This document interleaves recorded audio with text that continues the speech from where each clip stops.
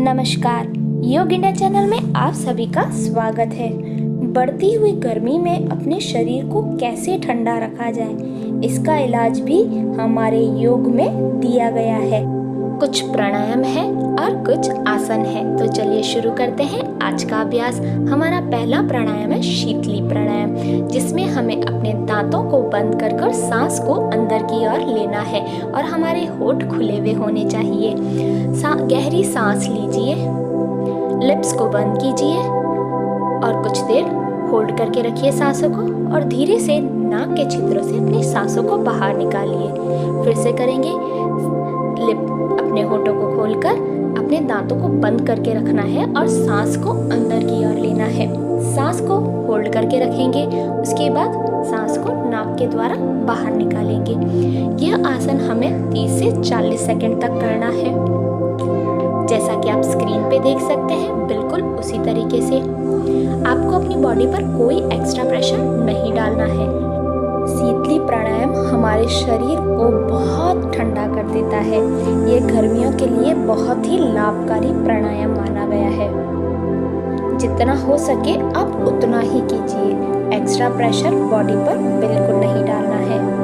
शुरुआत में हम इसे 5 से 6 बारी करेंगे, फिर धीरे धीरे हम इसका अभ्यास बढ़ाते रहेंगे।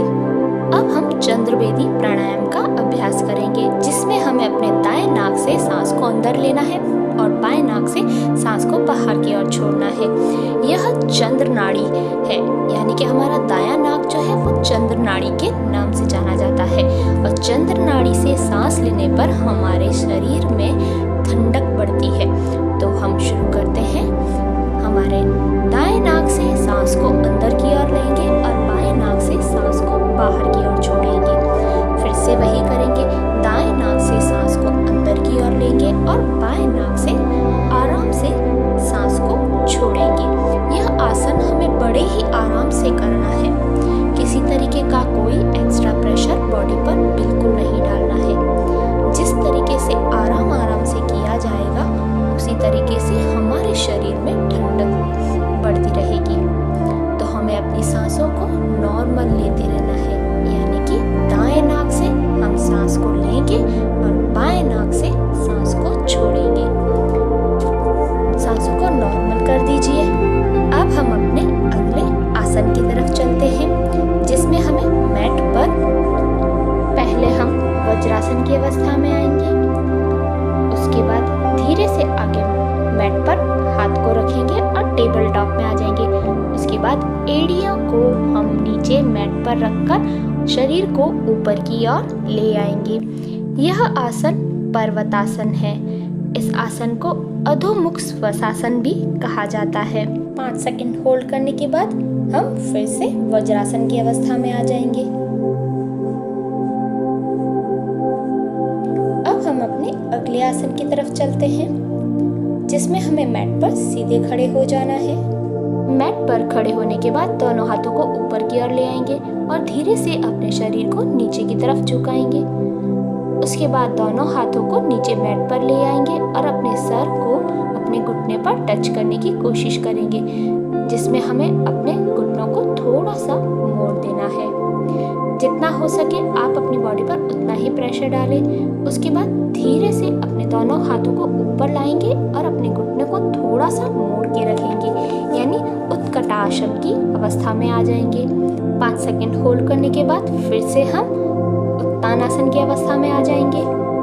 फिर धीरे से दोनों हाथों को आगे मैट पर फैला देंगे और हम पर्वतासन की अवस्था में आ जाएंगे, जिसमें हमें एक बात का ध्यान देना है, वो है कि हमारे घुटने बिल्कुल भी नहीं मुड़ने चाहिए और हमारा सर यानी हमारी ठोड़ी हमारे बॉडी को टच करती हुई होनी चाहिए। अब इसके बाद दंडासन की अवस्था में आ जाएंगे। दंडासन की अवस्था के बाद हम भुजंगासन की अवस्था में आएंगे। भुजंगासन की अवस्था में हम इसी तरीके से आएंगे और 10 सेकंड तक शरीर को होल्ड करके रखेंगे। फिर धीरे से सर को नीचे की तरफ ले आएंगे और उसके बाद अपने शरीर को फिर से भुजंगासन की अवस्था में ले आएंगे। 10 सेकंड होल्ड करके रखने के बाद हम शशकासन की अवस्था में आ जाएंगे। जैसा कि आप स्क्रीन पे देख सकते हैं, बिल्कुल उसी तरीके से। हमें स्टेप बाय स्टेप इन सभी आसनों को इसी तरीके से करना है।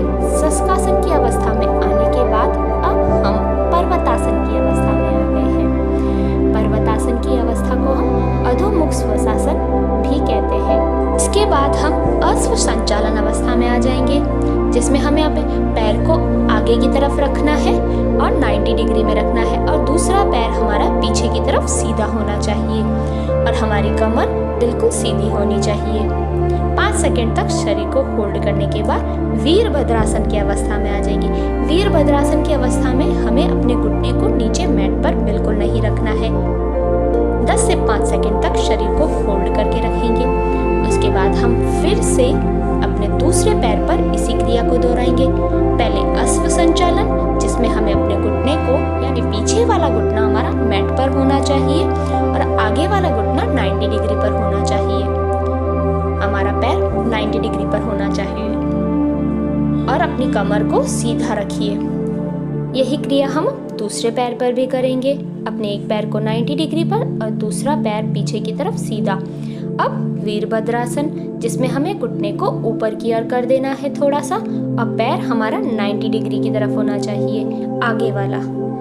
5 सेकंड तक होल्ड करने के बाद दोनों पैरों को पीछे की तरफ कर देंगे और फिर से हम यही क्रिया दोहराएंगे। सब पहले अश्व संचालन, जिसमें हमें घुटने को पीछे वाले घुटने को मैट पर रखना है, आगे वाला घुटना 90 डिग्री पर होना चाहिए और हमारी कमर बिल्कुल सीधी, किसी तरीके का कोई एक्स्ट्रा प्रेशर बॉडी पर बिल्कुल नहीं। वीरभद्रासन, इस क्रिया को इसी तरीके से स्टेप बाय स्टेप हमें चलाना है। अश्व संचालन और वीरभद्रासन, यह दोनों आसन हमें 4 से 5 बार इसी तरीके से करते रहना है। जैसा कि आप स्क्रीन पे देख सकते हैं, बिल्कुल उसी तरीके से करते रहना है। अपनी सांसों को नॉर्मल लेते रहना है और इस आसन को करते रहना है। अब हम पर्वतासन की अवस्था में आ जाएंगे, जिसमें हमें बिल्कुल जैसा आप स्क्रीन पे देख सकते हैं उसी तरीके से बॉडी को रखना है। इस बात का ध्यान देना है कि हमारे घुटने बिल्कुल भी नहीं मुड़ने चाहिए, हमारे पैर के तलवे मैट पर होने चाहिए। अब हम शशकासन की अवस्था में आ जाएंगे। शशकासन की अवस्था में हम 10 से 15 सेकंड तक रहेंगे। उसके बाद धीरे से मैट पर बैठ जाएंगे और अपने अगले आसन की तरफ चलेंगे।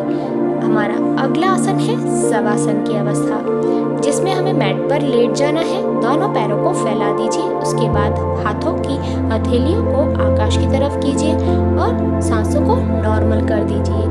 आपको कोई एक्स्ट्रा प्रेशर अपनी बॉडी पर नहीं डालना है। सांसें बिल्कुल नॉर्मल कर दीजिए।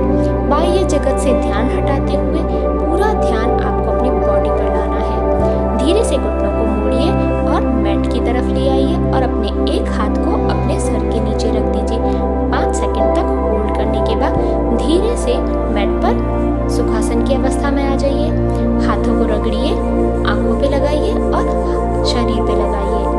और वीडियो कैसा लगा कमेंट कर जरूर बताइए। सब्सक्राइब करना ना भूलें।